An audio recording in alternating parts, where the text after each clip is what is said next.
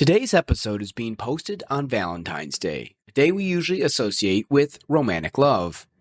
In fact, as a bonus just for listening to this introduction, I'm including links to 3 love songs I've written and posted to my personal channel on YouTube. You'll find those links in the description of this episode. So if you're just in the mood for a love song or maybe looking for a nice sentiment to share with someone, those are my Valentine's Day gift to you. But meanwhile, for the entrepreneur in you, today I'm going to be talking about applying the secret of romantic love to business in order to achieve greater fulfillment and success. This is the Heart Body Business Podcast. Inspiration, tips, and tools for entrepreneurs seeking a more fulfilling type of success. One that stems from exploring and expressing their true passion and purpose and finding healthy ways to do so. All coupled with insights and action items to get a business moving in the right direction. I'm Steve, your host, and I invite you to learn more at heartbodybusiness.com.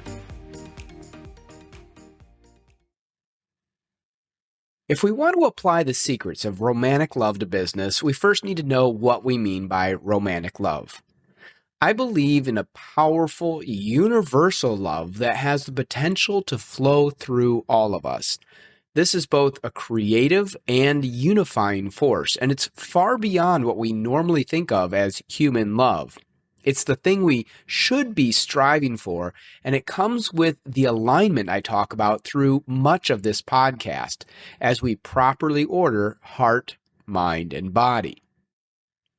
In fact, you might say that all other forms of what we call love in our daily experiences are like training grounds to make that alignment happen, to eventually have that kind of power, and to eventually pour that love through ourselves into those around us, to experience love on a wholly different level.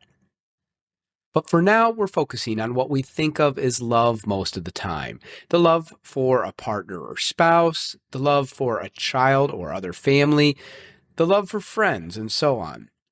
This stems from the same place, but we're mostly aligned for just a trickle of the love that's deep within us. Out of all these, romantic love is of course that which we want to share uniquely with one person.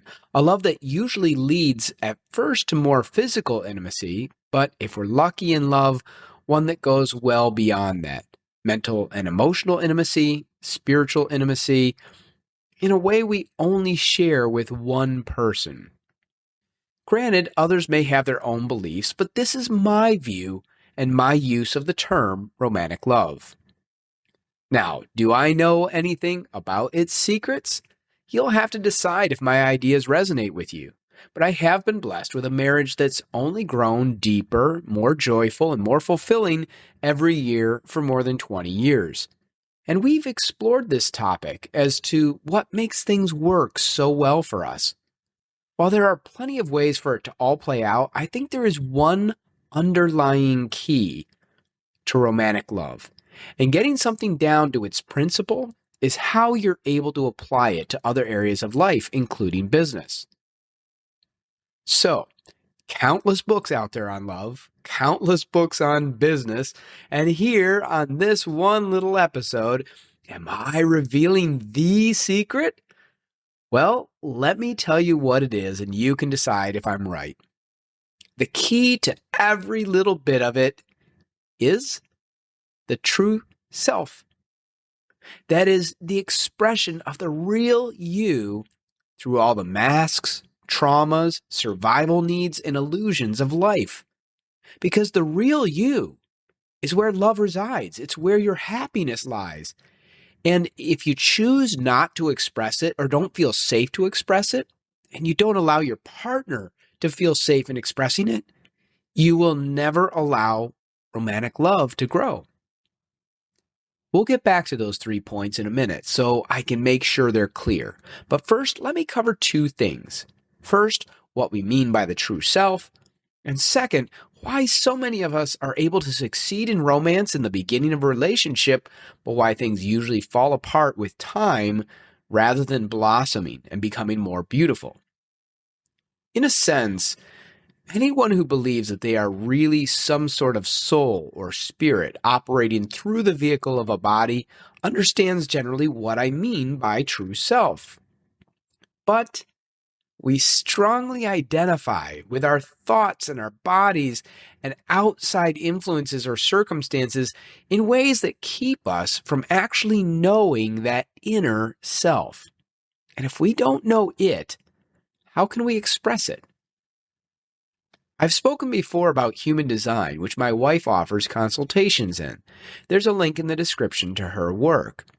In human design, the body operates in an entirely mechanical way. But in our view, its design, its mechanics are chosen by the true self. So it has a vehicle specifically designed to carry out its goals, to carry out its purpose.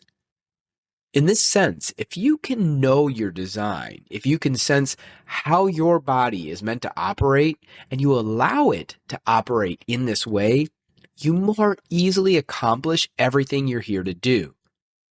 By doing so, by living out the goals and purpose of your true self, you align with your inner love and joy and experience those in your life. So obviously, if you're not doing this, whether married or moving through life solo, you're not going to be happy.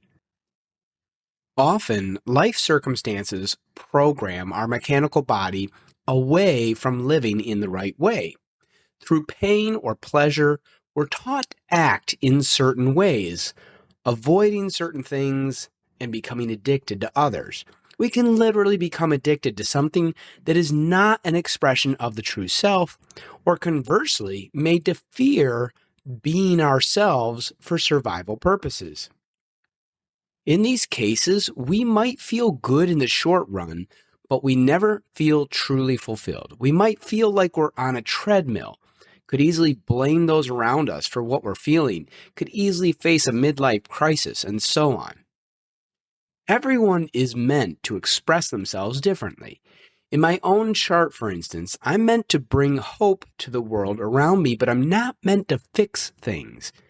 If I find myself constantly fixing problems, I am not acting out of my real purpose. Conversely, some people are meant to fix things and not simply dwell in hope. And this is only a tiny piece of a much larger picture that I can learn from through human design, which is why I encourage you to learn more about it. You can get your own free body graph on Jovian Archive. But when you want to explore its deeper meaning, you can consider a coach like my wife or others. Just make sure they've gone through the proper multi-year training if you want to make the most of this process. So, if most of us are traumatized, misled, afraid, addicted, etc., and we're operating for what human design calls the not self, why are so many of us able to initially hit it off with someone, to feel an incredible bond with them, to share our dreams and hear their dreams, and to feel like we're blasting off to the moon, only to have all of this crumble over time? It's the same self, not self situation. When we're attracted to someone and we want to open the door to romantic love, we pay a lot more attention, and we do one of two things. First, we aren't our true selves, but we hide anything we think most people will object to. And we might emphasize our successes even if they don't represent what we really want out of life. We feel they might attract other people. In short, we lay out our best not self, which, curiously enough, might be someone else's best self because it might fit their design even though it doesn't fit our own. Someone might fall for that design, the one we're presenting, but it is not us. So if we have to keep living up to it over time, we will resent doing so. And if we stop living up to it, then we reveal a new person that our partner never fell in love with. So what else can happen but that it all falls apart? Or second, we are our true selves. We bring out the best of who we're genuinely meant to be. We make grand gestures through our creativity. We show interest and respect in who the other person is, and so on. Two things can go badly here.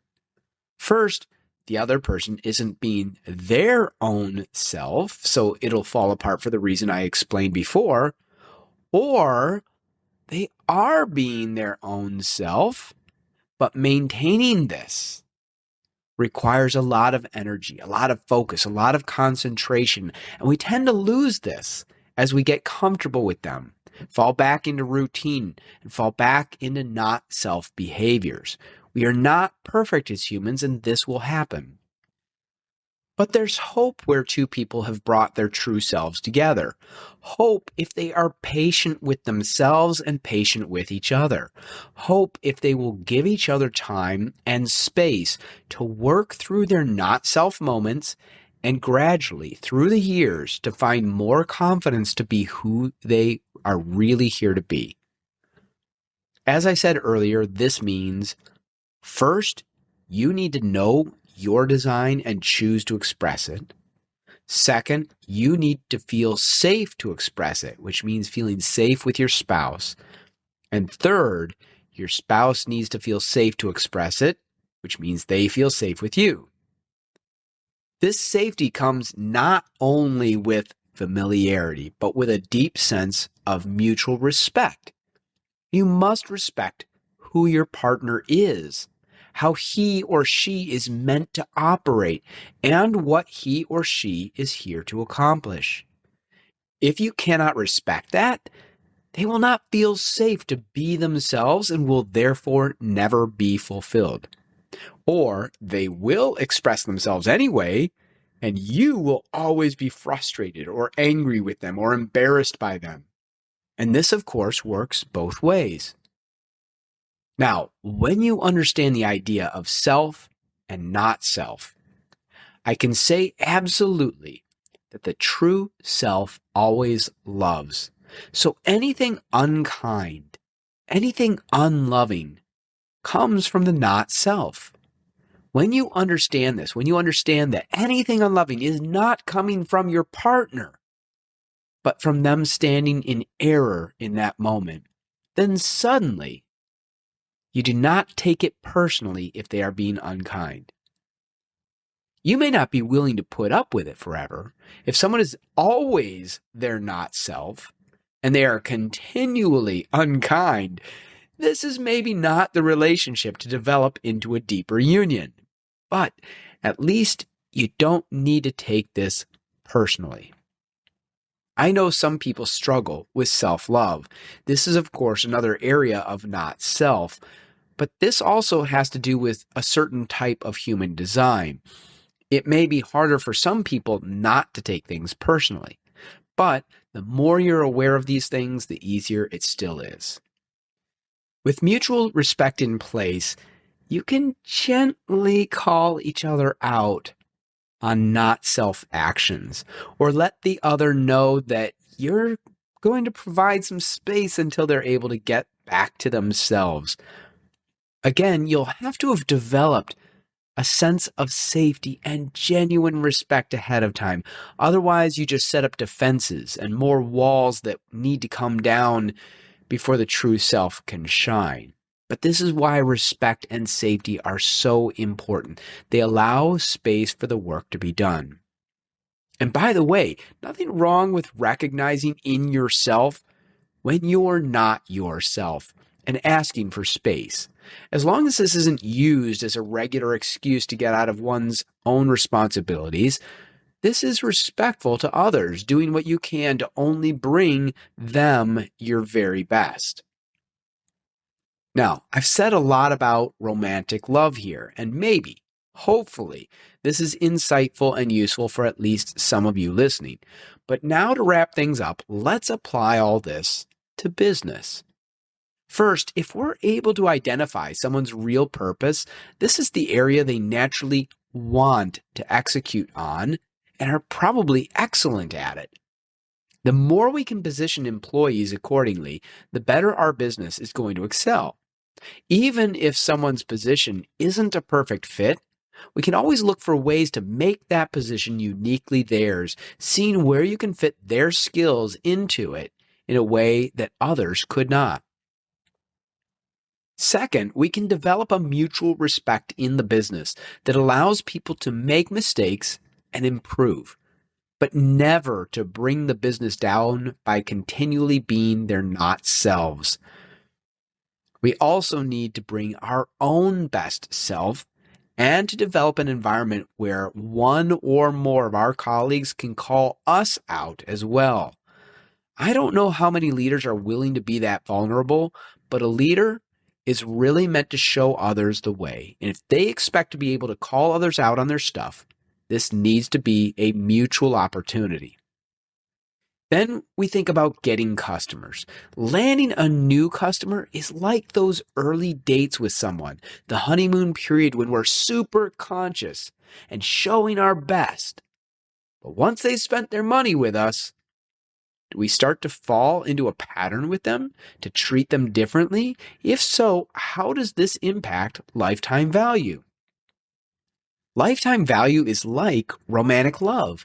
It can collapse after that early success, or it can grow for years and years because we've continued to give attention to seek what someone else needs to grow and have done our best to grow ourselves, including improvements to our goods and services.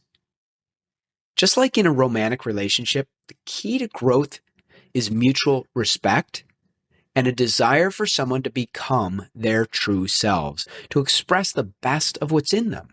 Perhaps we're fulfilling needs that help them to feel more secure in their lives. Maybe we just make them feel safe in our interactions with them and they can let a little of their true selves out. Ultimately, everyone has this inner drive to be their best selves. If we can help them to achieve a little more of that state, then we're helping them to feel happier and more fulfilled, while also helping them contribute in a better way to the world. So there is something to this that never hits the ledger, meaning to our work that goes beyond dollars. But also, if we make them feel that good, there's a much better chance they're with us for the long run.